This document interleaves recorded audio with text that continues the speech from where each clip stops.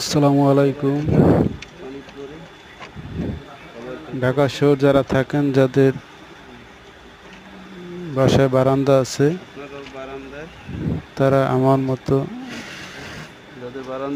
এভাবে 2-4টা মুরগি পালতে পারেন। ডিম ও মাংসের চাহিদা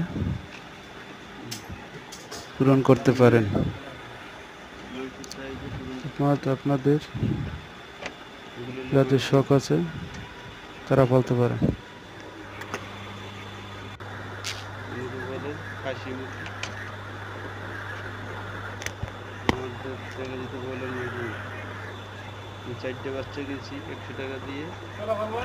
দুইটে আছে, নিচের দুইটে নাই, দুইটা জবা দিয়ে ফেলেছি, আর দুইটে আছে।